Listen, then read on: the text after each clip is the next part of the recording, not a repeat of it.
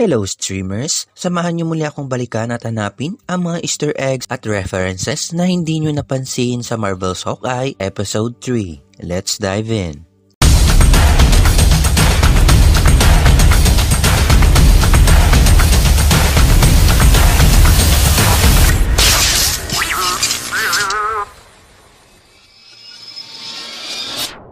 Before we begin, you can comment down below to join in my custom shoutout.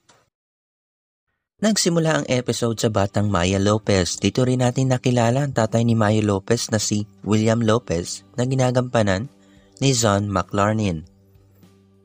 Isa pala sa mga tracksuit ang kanyang ama. At napansin natin dito sa Karate Academy, andoon rin ang kanilang sekretong boss, which is tito ni Maya. At nakita natin dito ang isang nakaraan kung saan sinugod at pinagpapatay ni Ronin ang ilan sa mga tracksuit kabilang na ang tatay ni Maya.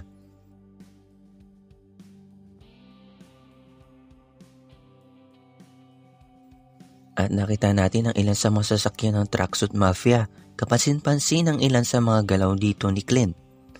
At medyo hindi ito bayolente na ang nahulugan na ayaw rin niyang may mas maraming masangkot o may mamatay sa kaguluhang ito at nagsimula ng habulan at kamangha-mangha ang isang minutong camera shot ng walang putol.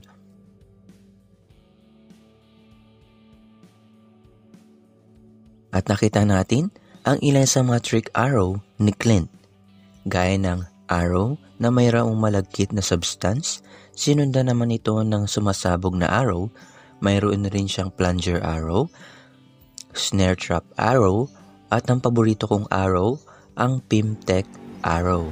Ang arrow na biglang lumalaki.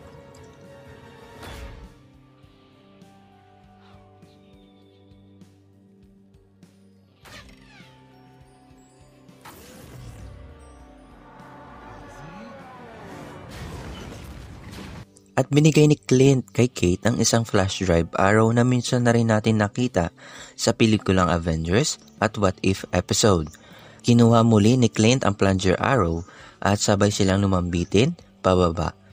At binigyan tayo ng isang emosyonal na eksena kung saan tinawagan si Clint ng kanyang bunsong anak dahil sa ilan sa mga pangako nilang gagawin sa Christmas holidays. Kaso, nagkaroon siya ng hindi inaasahang trabaho. Sinabi naman ito ni Kazi kay Maya.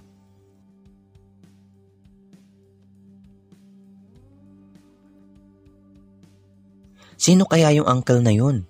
Sino ba talaga yung boss nila? At nagbalik tayo dito sa bahay nila Kate upang maghanap ng maaaring makakatulong sa kanila. At dito na dumating si Jack gamit ang espada ni Ronin.